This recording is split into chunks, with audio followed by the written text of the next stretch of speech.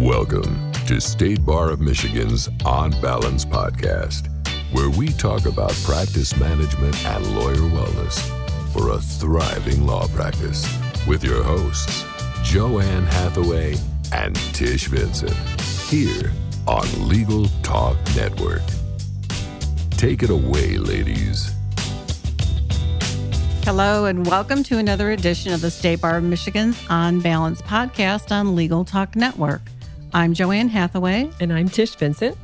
And we're very pleased to have Andrew Elowit join us today as our podcast guest to talk about lawyers as managers and how to be a champion for your firm and employees. So, Andrew, would you share some information about yourself with our listeners? I'd be happy to. I started out as a lawyer in 1979. I practiced for 15 years before I started to get the itch to get out of the law and do something different.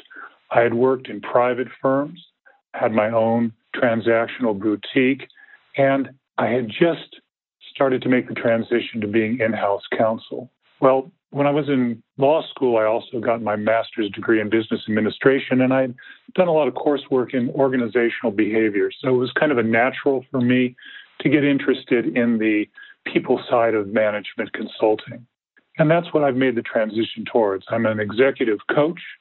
I work with businesses anywhere from startups to Fortune 500s, and I work still with law firms, not only law firms, the lawyers in law firms, but lawyers in corporate legal departments and in government agencies. And I've been doing that for the last 20 plus years. Excellent. Well, can you share a little bit with our listeners what the importance of people management is in a law firm? That drew my attention when I looked at your table of contents in your most recent book. I imagine you could talk for a long time about that, but I'd like to hear you share with our listeners your thoughts on that. Well, people management's important, and I think a little more important when it comes to law firms. The genesis of the book came from a conversation between me and my co-author, Marcia Wasserman.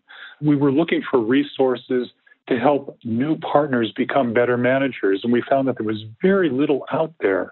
Part of the reason why is because historically, lawyers haven't given as much emphasis on law practice management, and particularly the people side of management. Some aspects of being a good lawyer really don't help when you're a manager. They're two different mindsets. There's certainly overlaps, but there are also qualities that are very different between being a manager and being a lawyer, and knowing when to shift between the two is something that takes practice. So that's why we wrote the book. Lawyers have a tendency to be very cerebral. If we use an old metaphor, they're very left-brained. We've found that they're very good at the technical side of management. If it's a matter of managing receivables, managing technology, managing other things that are subject to, objective criteria and measurement, lawyers generally are pretty darn good. But on the people side, lots of problems. Part of that is they try to manage their people as though they were clients as opposed to employees and peers. So that's why we wrote the book. And what we've found is that there is a mindset. We call it the champion manager mindset. And those are the qualities that the best managers show in law firms and in other legal organizations. Can you point out some of the qualities of what you are referring to as a champion manager? Of course. Well, champion manager, the reason we settled on the word champion, and believe me, we went through many, many other words. We like the word champion for a number of reasons. First of all, champion managers are champions in that they show the highest quality, the highest expertise in how they manage their people. Their people skills and their people smarts are exemplary. So they're champions in that regard. They're also champions in the sense that they champion the people in their firm. They support them. They want to develop them. They want to promote them. They really have the people in their firm, both lawyers and non-lawyers, in mind, and that becomes their focus. So they champion the people in their firm. And last, because they are champions themselves and the people that are in their firm they are championing, they end up with a firm of champions. And our hope is, and I think you'll see that this happens, that champion management will cascade down through an organization. It's not just something that is isolated to the head of the firm. It will exist at all levels, both legal staff as well as attorneys themselves. So that's why we came up with the word champion. Now, when we look at what champion managers do, we really break it down into a number of different basic skill sets. We start with the mindset. And the reason we go to mindset first is because, there are a lot of books that are self-help, how to do books, and you can get a recipe for what you should be doing, but if you haven't done the internal shifts, change some of the mindsets about what it means to be a manager, what it means to really champion your people, then you're just going to be going through the steps without much depth to them. So with the right mindset, then we move to communication basics. There's ways that managers speak and listen, listening being, I think, the fundamental and most important thing with their employees. That becomes really the foundation for everything else. We talk about hiring and onboarding. It's often overlooked, but it's really a lot easier to manage the right people than to hire the wrong people and try and change them once they've come to a firm. So it's important to start there. As a manager, you're obviously going to be delegating and assigning work. And there's a lot of skill that can be developed in that, a lot of problems that can be prevented. Another companion to delegating and assigning work is giving and also receiving feedback. And there are ways to do that to get the most out of your employees. Coaching and mentoring are styles and activities that we think are essential to a champion manager. It's not just a matter of giving commands and trying to control the people in the firm. That may have worked long ago. It certainly doesn't work anymore. It doesn't work with millennials at all. So the coaching and mentoring styles are very important. Using all this, you can foster coordination, collaboration, and teamwork within your firm, and also extending out into work with your clients.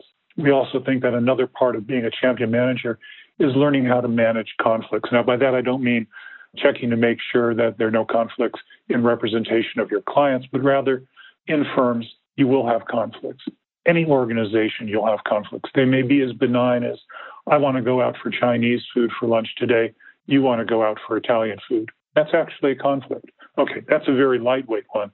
There are greater ones, frequent ones that exist in law firms. So the best managers know how to manage those conflicts to make that tension end up being productive. Now, Andrew, I know in your book, when you're talking about managing conflicts, you indicate, just as you just stated, that it's a normal part of everyone's work and personal lives, but you also indicate that people often ignore, defer, and avoid conflicts. Can you expound upon that a little bit and why you think that occurs? Oh, sure. People try to avoid emotional discomfort, both their own and creating that in others. There are times when it's easier to just take a pass on a conflict. There are different ways of dealing with conflict, different modes, if you will.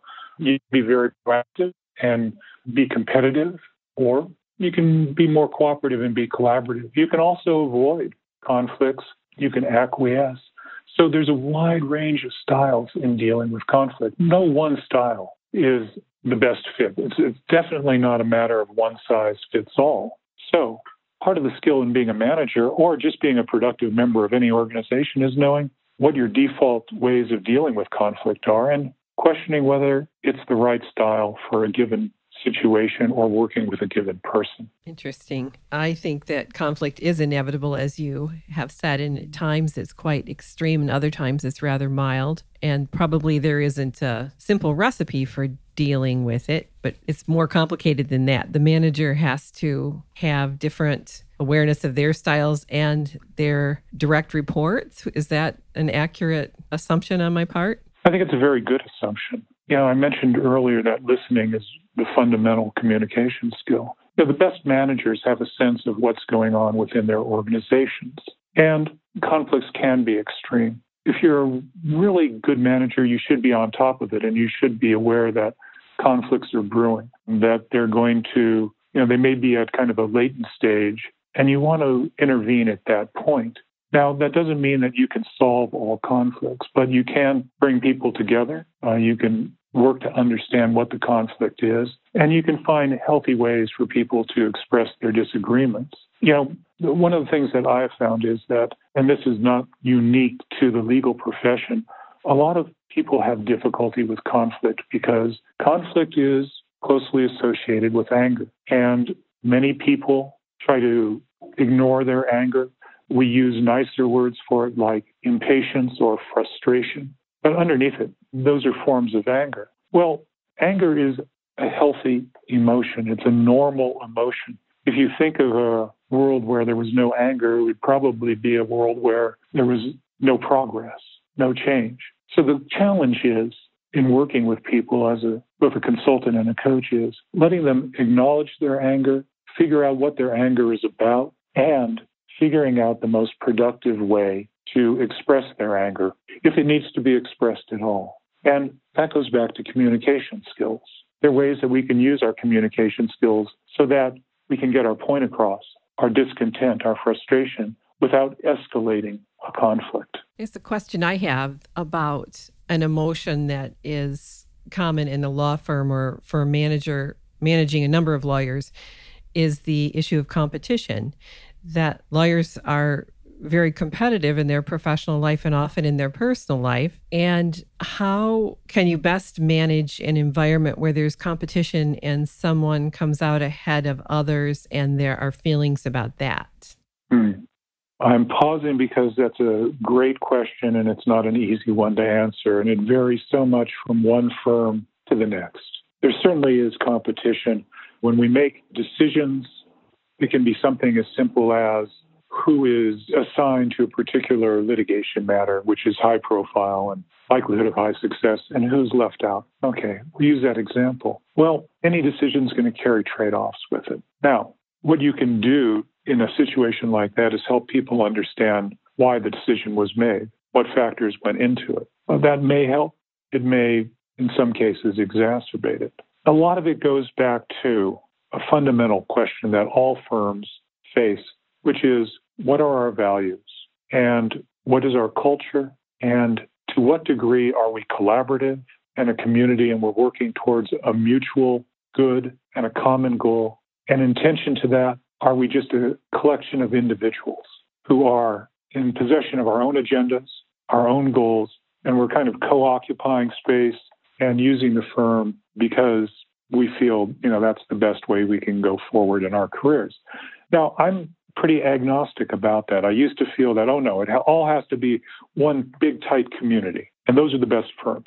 And in a lot of ways, they are. They're certainly, in many cases, the easiest firms to practice in. But as I've done this for so many years, I've found, there are some firms, none of them really large, where the lawyers have a great deal of autonomy. And it's kind of a eat what you kill system, but for the people in the firm, it works. Now, I don't think it's necessarily the most economically productive. I think there can be a lot of waste in a system like that. But if it fits the emotional and career needs of the individual attorneys, fine, then that's okay. But in that kind of environment, there probably is going to be more competition. Now, let's say you have somebody whose feelings are hurt because they weren't selected for a certain litigation project. Again, the main thing the manager can do is be accessible, listen to the concerns. Is this a matter of the person feeling like they never get good work? There may be a reason why. Their skill set may not be at a level that was commensurate with the challenges in that case. Or they may feel that they're being left out, they're being excluded because of other factors. That should be discussable. The very fact that a member of the firm can talk to a manager about that will go far in increasing motivation and engagement. Absent those conversations, you're leaving that person who feels left out to come up with their own narratives about why they were left out, possibly to brood, and ultimately perhaps to leave the firm. Andrew, you've used a couple of different terms when speaking about managing a law firm, specifically leaders and managers. Can you speak to the difference between the two? When it comes to people management, it gets awfully close to leadership. I find that when you talk about leadership to lawyers, they often think about leadership in bar associations or community organizations, but not within their firm. And that was a conscious choice on Marcia's and my part to use management rather than leadership. Now, you can think of management and leadership as a spectrum. On different sides of that spectrum, or maybe continuum is the better word. Management is more tactical, more short-term, typically dealing with more objective, measurable sorts of activities. Leadership is bigger picture. Leadership, in comparison to management, is more social, more emotional. Leadership is inspiring people, motivating people, as well as providing a broader vision for the future of a firm. I'm probably going to mangle the quote, but Warren Bennis said, managing people is getting people to do things right. Leadership is getting people to do the right things. I like that. I like that too. That's thought-provoking. As I say that, I'm plagued by feeling that maybe that wasn't Warren Bennis. It might have been Peter Drucker. Everybody has used it, so, it's still great. It's the difference between the metaphor that I use in the book is, the manager is the person who's steering the ship. They're at the helm. They have to make sure that, the crew is fed, the crew is doing their jobs, the sails are trimmed, and they're staying on course. The leader is the one who has set the course and explained to the crew why they're sailing on their voyage and what the ultimate rewards are going to be for that voyage. A topic in the book that I found interesting and have not had the time to read it yet is managing superstars. Could you speak a little bit about that? Sure. It seems kind of counterintuitive to have a chapter on managing superstars because, the first place we go when we think about it is, well, if they're superstars, they're doing great. Let's just kind of back away, let them do their thing. They're making money for the firm. Why bother managing them? They're the people who need the least management. In a lot of cases, that is certainly true. But we make a distinction. There are superstars that are secure, and there's superstars that are insecure. Now, the insecure ones can be a different matter. They may be narcissistic. They may be driven to perform or to outperform or overperform. It could be something, from childhood traumas to deep psychological needs, feelings of inadequacy. The list goes on. Now, I'm not a psychologist. I don't pretend to be. I have too much respect for the profession. But you do have some superstars that are very needy, and managing them is a different ballgame. If you give a superstar generic praise, just a, hey, great job, or, oh, wow, you knocked it out of the park. Okay. Insecure people in general like to feel secure. They like to receive praise. But for a superstar in a law firm, giving them generic praise, tired cliches, that doesn't work. They don't feel recognized. So it's really important to recognize superstars and to appreciate them in a very specific way. Don't say you did a great job. Say, that was a great job, and because of that great job, this is what happened, and then be very specific about the impact on the client, the impact on the firm. That's going to register with a superstar. The other thing with superstars is many of them, especially the insecure ones, super hard workers, which leads to a greater chance of burnout. So sometimes you have to watch your superstars and make sure they're not overdoing it. That can happen in a couple of ways. One, they can just work too hard, burn themselves out. You have to be attuned to that and tell them when they've done enough or when they've done too much. Some insecure perfectionist superstars may go the extra mile or 10, creates a problem when it's taking too much time, or when the client only wanted them to go that first mile and is unwilling to pay for the additional 9 that the superstar has gone. I've certainly seen that. When I was practicing law, I was probably guilty of that as well. So there's all sorts of interesting, problems that come up with superstars. And champion managers are aware of them. Champion managers are also aware that, when you're dealing with somebody who's a superstar, you may be kind of jealous of them. So you have to be aware of your own feelings. I see that you recommend that managers help superstars learn how to cooperate and collaborate with other members of the law firm. Can you speak a little bit about that? Superstars sometimes are loners. They see that they work at such a high level and they feel that they can do everything themselves. And they can do it themselves faster and better than other people. Now, when you're dealing with that kind of superstar, they can be kind of isolated and not well integrated into the firm. So it's important. Now, figure you have this person who is very capable, has a lot of knowledge, a lot of experience, a lot of expertise. That's an asset, certainly for that individual, but also for the firm. You want that asset shared. So that's where collaborating with other people, working with them is important. It can raise the level of performance and expertise of the other people in the firm. And the other reason why it's important for superstars to collaborate is, we'll figure if they're superstars, probably their performance in the area of legal practice skills is very high. You don't need to improve that. They are very aware of that. They are constantly striving. But that doesn't equate with the idea that they're also good at management or working with the other people in the firm. If they're a perfectionist, they may actually be very difficult to work with. So it's important to do that. On top of that, let's say you have a superstar and you're concerned about their motivation. They feel they're doing great. They're well compensated. They're compensated to the level that makes sense for the firm. So in a sense, they're kind of maxed out there. Well, what's going to keep them motivated? One place you can go is, hey, we want you to work more with other people. We want to develop and this is a time where I would say leadership rather than management. We want to develop your leadership skills. This is where we see you being more accomplished, more valuable. We know it's a new challenge for you or an increased challenge, but this is where you're going to have the greatest value add for the firm. So you get them moving into the leadership and management space and working with other people. Often what we see is that the superstars will start to assemble their own team. We could say they were a team of superstars, but actually they're a team of champions if that superstar is managing right. And then that becomes a very, vital part of the firm. Andrew, you've talked about, I've heard you talk about in the past about champion managers designing effective coaching plans. And I've heard you refer to their firm members that they're coaching, calling them their coachees. And you reference setting goals and you use an acronym SMART. Can you speak to those goals? Oh, sure.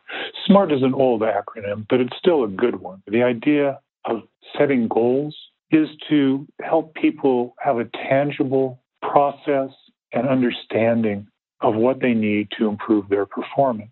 Just having big goals like, I want you to be a better attorney, I want you to do a better job of organizing files, it's too big.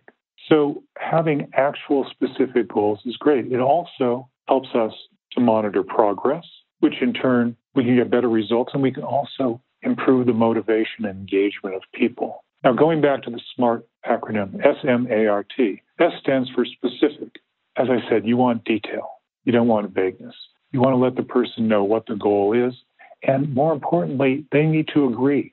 Setting goals should not be a top-down sort of activity where the manager is just saying, okay, these are your goals.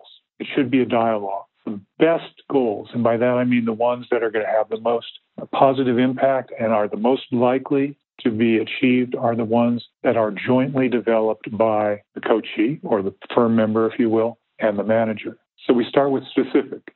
Then we go to M, measurable. We want to be able to know that the goal has been accomplished. Measurable, let's say you have a staff member that is slow in getting work product back to attorneys.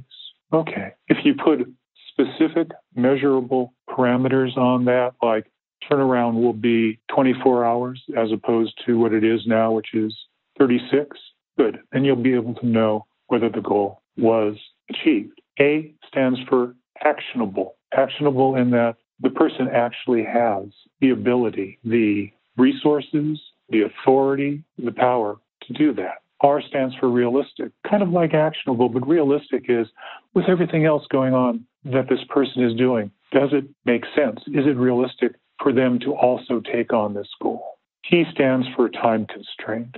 We can set goals. The classic one, of course, is not in the legal profession, but weight loss. And, I can say, I'm going to lose 10 pounds. Well, that's a very good sentiment, and I do need to lose 10 pounds. But if I just leave it ephemeral, 10 pounds, it's going to happen sometime in the future. Gee, I might not work very hard or very diligently on that. But if I know that I'm saying I need to lose 10 pounds by Labor Day, okay, then that's going to get my attention. I'm going to be focused. And again, I'm going to have a way of measuring my progress. So that's where SMART comes in. You want to look when you're setting goals at tangible behaviors. Certainly, some of the things that we want to see in terms of changes in people are attitudinal. But attitudinal changes are harder to observe and to measure. And if you just, let's say you want a person to have a more positive attitude at the firm, well, how are you going to know that? Are you going to ask them, on Monday of every week, hey, how positive are you feeling about the firm? Okay, that's self-report. That's not going to be very good. But if you look at examples of that positive attitude, they're helping other people, their attendance at the firm. Yeah, those are the sorts of things you can key in on and are probably more reliable indicators. Those are very helpful. Well, Andrew, it looks like we've come close to the end of the show. We'd like to thank you for a wonderful program. Also, Andrew, during this program, you have referenced your publication, as have we many times. Could you share with our listeners where they can find that publication if they would like to learn more and possibly purchase it? I'm happy to, and thank you for including that. The title of the book is, this won't surprise you, Lawyers as Managers. And the subtitle is How to Be a Champion for Your Firm and Employees. Now, this was written with law firms in mind, but it is equally applicable to corporate legal departments and lawyers working in government agencies. It's available from the American Bar Association, from their online bookstore. You can also find it on Amazon. Thank you. And Andrew, if our guests would like to follow up with you, how could they reach you? Oh, I'm happy to answer any inquiries they may have. They can email me at Elowitt, that's ELOWITT, at New Action. New Actions is all one word. There are no dots or dashes in between New and Actions. It's NEWACTIONS.com. Thank you, Andrew. This has been another edition of the State Bar of Michigan On Balance podcast. I'm Joanne Hathaway. And I'm Tish Vincent. Until next time, thank you for listening. Thank you for listening to the State Bar of Michigan On Balance podcast, brought to you by the State Bar of Michigan and produced by the broadcast professionals at Legal Talk Network. If you'd like more information about today's show, please visit LegalTalkNetwork.com. Subscribe via Apple Podcasts and RSS. Find the State Bar of Michigan and Legal Talk Network on Twitter, Facebook, and LinkedIn. Or download Legal Talk Network's free app in Google Play and iTunes. The views expressed by the participants of this program are their own and do not represent the views of, nor are they endorsed by Legal Talk Network or the State Bar of Michigan, or their respective officers, directors, employees, agents, representatives, shareholders, and subsidiaries. None of the content should be considered legal advice. As always, consult a lawyer.